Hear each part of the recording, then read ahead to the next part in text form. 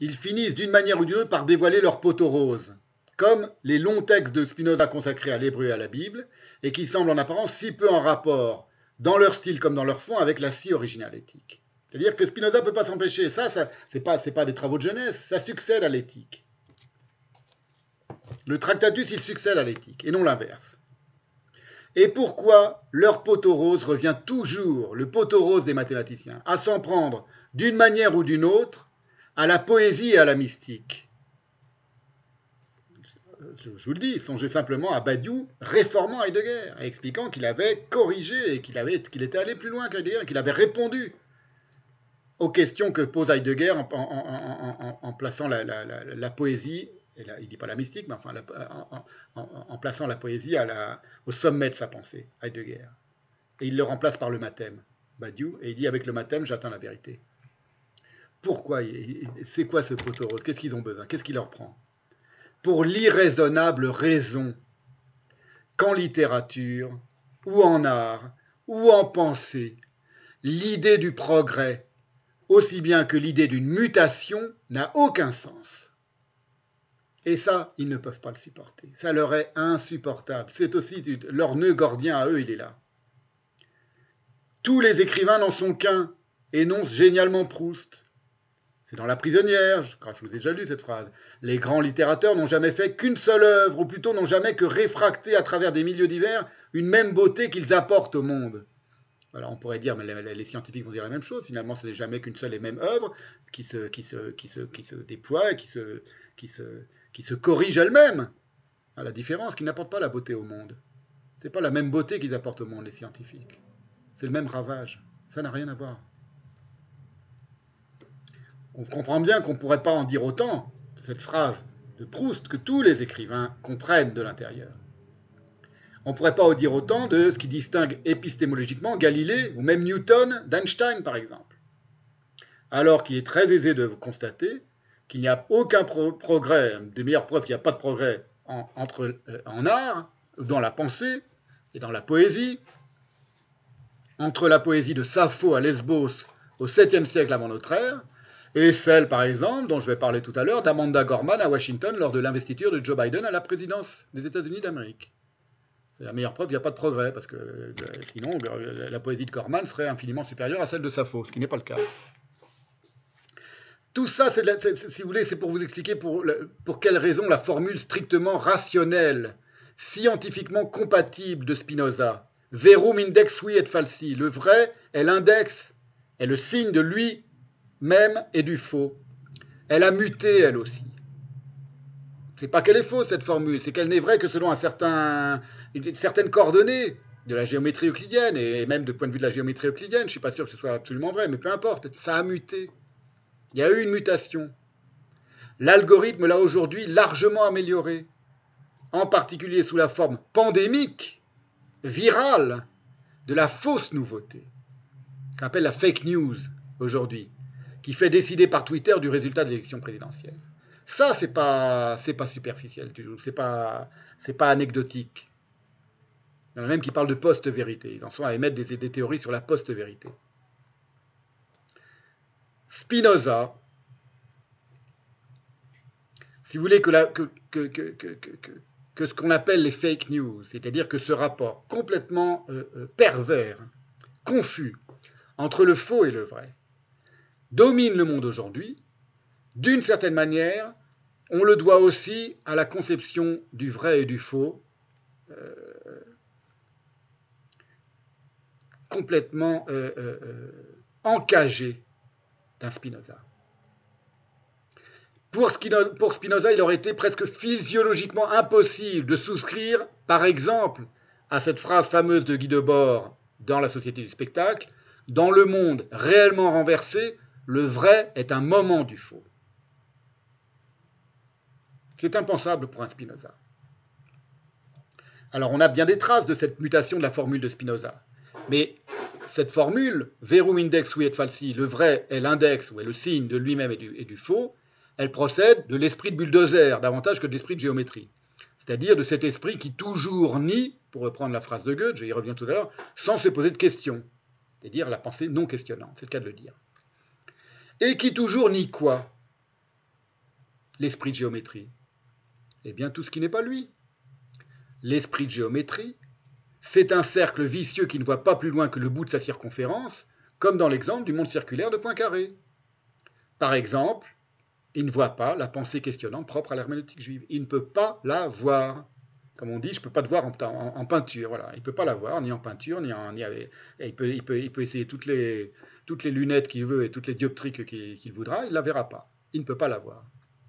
Alors, je fais une petite parenthèse sur l'esprit qui toujours nie.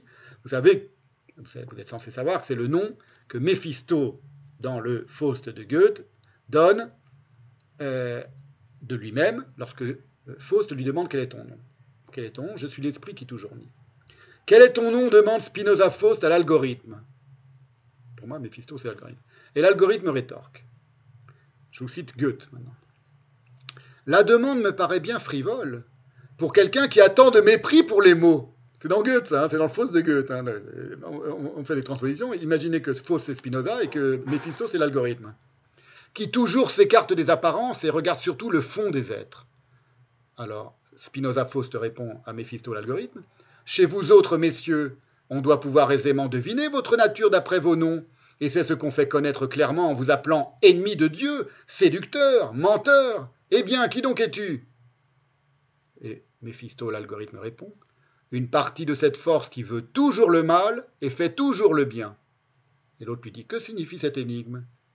Je suis l'esprit qui toujours nie, et c'est avec justice, car tout ce qui existe est digne d'être détruit, dit l'algorithme, Méphisto. Il serait donc mieux que rien ne vînt à exister, c'est un nihiliste. Ainsi, tout ce que vous nommez péché, destruction, bref, ce qu'on entend par mal, voilà mon élément. Et Faust lui répond, tu te nommes parti, et te voilà entier devant moi. Et Méphisto lui répond, je te dis l'humble vérité, si l'homme, ce petit monde de folie, ce microcosme de folie, certains ont traduit, une phrase célèbre de Goethe, se regarde ordinairement comme formant un entier, je suis, moi, une partie de la partie qui jadis était le tout, une partie de cette obscurité qui donna naissance à la lumière orgueilleuse. Très très très bien vu. Spinoza dit tout de même que la lumière fait paraître elle-même les ténèbres, de même la vérité est sa propre norme et celle du faux. C'est une conception orgueilleuse de la lumière. C'est tout à fait vrai. Les mots de Méphisto, évidemment de Goethe, sont très profonds. La lumière orgueilleuse qui maintenant dispute à sa mère la nuit son rang antique et l'espace qu'elle occupait. Ce qui ne lui réussit guère pourtant, car malgré ses efforts, elle ne peut que ramper à la surface des corps qui l'arrêtent. Elle jaillit de la matière, elle y ruisselle et la colore, mais un corps suffit pour briser sa marche. La lumière orgueilleuse. Je puis donc espérer qu'elle ne sera plus de longue durée, ou qu'elle s'anéantira avec les corps eux-mêmes. C'est très puissant, c'est très profond. Songez aux types qui ont dépensé des milliards de dollars pour aller envoyer un rover sur la planète Mars, c'est pour nous envoyer des photos qui sont d'une telle banalité qu'on a l'impression qu'elles ont été prises dans le Negev il y a 2 jours, quoi, dans n'importe quel désert sur Terre, quoi. Tout ça pour ça, des milliards et millions et millions de dollars. Alors que le monde entier et que les États-Unis sont dans une crise économique majeure. Voilà. Tout ça pour aller voir jusqu'où peut aller la lumière. Je puis donc espérer qu'elle ne sera plus de longue durée ou qu'elle s'anéantira avec les corps eux-mêmes.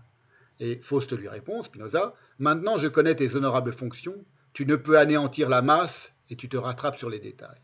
Alors, pour se divertir un peu, vous savez peut-être, ça c'est encore une autre de mes trouvailles il y a quelques années, que ce bon vieux bouffon de De Gaulle aimait à citer cette formule de Méphisto, je suis l'esprit qui toujours en nie, et il se trompait évidemment, et il la citait mal. Alors je vais vous la mettre, et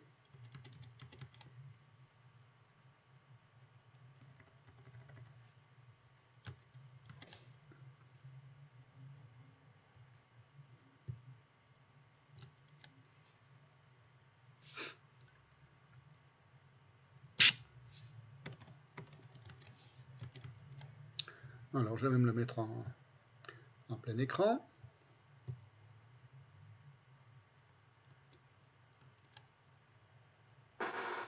Voilà, écoutez ça, c'est très drôle, et puis c'est pour faire un petit divertimento.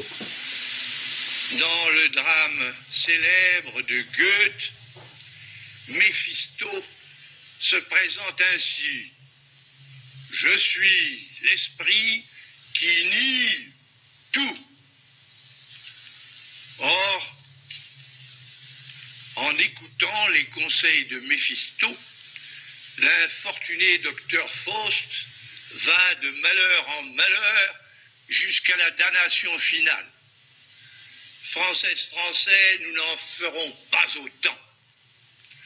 Repoussant le doute, ce démon de toutes les décadences, poursuivons donc notre route.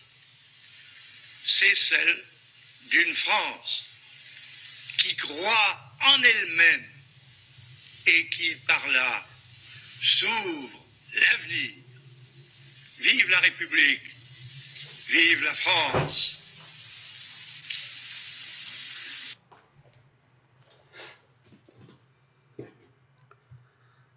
Voilà. Bref, on rigole, comme disait Lacan. Bref, on rigole. Alors, c'est pas du tout hors sujet, en réalité, ces petites divertimentos sur De Gaulle, c'est que De Gaulle n'est pas étranger lui-même à l'usage désormais généralisé et autodévorant de la fake news, en France en tout cas. Au sens où c'est en grande partie grâce à son colossal usage du mensonge, dont le discours sur Paris libéré par lui-même est le parangon. C'est une telle fausseté, cette idée que Paris a été libéré par lui-même, et c'est par son colossal usage du mensonge à De Gaulle que l'on doit, je parle de l'immédiate après-guerre, l'état catastrophiquement et structurellement raciste de la police française. Là, c'est un sujet d'actualité, qui n'a jamais été à cause de Gaulle. Ça, on le doit à De Gaulle. C'est la grande manœuvre de Gaulle. Elle n'a jamais été châtiée de sa collaboration avec les nazis, ni ensuite de toutes ses exactions durant la guerre d'Algérie. Voilà. Et on sait très bien les dommages que cause aujourd'hui dans la société française cette longue tradition de l'impunité policière. C'est à De Gaulle qu'on la doit. Vous voyez, c'est à la fois on rigole, c'est un bon vieux bouffon, et en même temps, on lui doit des choses qui continuent de répandre leur poison aujourd'hui. Le racisme incontestable de l'ensemble de la police française, il date de la collaboration et de la guerre d'Algérie. Voilà. Ça n'a pas été châtié, il est demeuré impuni. Et évidemment, donc la tradition d'impunité de la police, elle date aussi de là.